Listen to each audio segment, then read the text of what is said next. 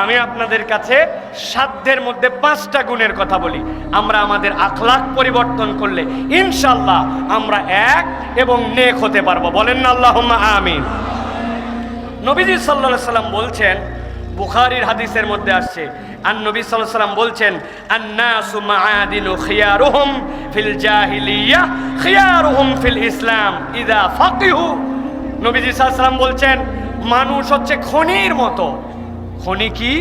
খনি হচ্ছে আপনার সোনার খনি, খনি হচ্ছে আপনার বিভিন্ন ধরনের ম্যাঙ্গানিজ, লোহা, তামা, দস্তা। ওর মধ্যে আপনি খনির মধ্যে থেকে যেই জিনিস তোলেন, ওইটা তোলার পরে ওইটাকে পিউরিফাই করতে হয়, ওইটাকে বিভিন্ন জায়গায় ব্যবহার করতে হয়। নবীজি বলছেন, মানুষ তো খনির মতো।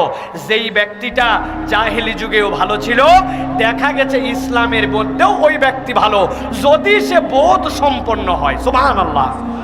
ইদা ফাকিহু, ফাকিহু মানে কি? যার মধ্যে দ্বীনের দরদ আছে, যার মধ্যে দ্বীন পছন্দ আছে, যার মধ্যে আল্লাহ আল্লাহ রাসূলের মুহাব্বত আছে। আল্লাহ বলছেন সে সব কালেই ভালো, ওই যুগেও ভালো, এই যুগেও ভালো। সুবহানাল্লাহি বিহামদি।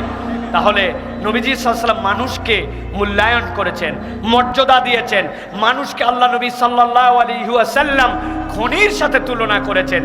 এই হাদিসের আলোকে মুহাদ্দিসিনে কেরামের একটা বড় দল একটা ব্যাখ্যা করেছেন, সেটা হচ্ছে আপনার দোয়ার ক্ষেত্রে আপনি যখন কখনো যেন কার্পণ্য করবেন না। আমরা অনেক সময় দোয়া করতে কার্পণ্য করেন, আপনারা দোয়া করেন কিনা জানি না। আমি দোয়া করি, আল্লাহ স্টিভ জবস এই বেটা আছে, ওইটারে তুমি একটু ইমানের উপর আনো। আল্লাহ, আল্লাহ মেহেরবানি করে বিল গেটসকে ইমান দান করো। আল্লাহ আমার এলাকার যত ভ্যান চালক আছে, ওই ইজি বাইক আলার, আল্লাহ আজান হয়ে যায়, বাইকটা রেখে নামাজ পড়তে পারে কিন্তু নামাজ পড়ে না, ওদের অন্তরে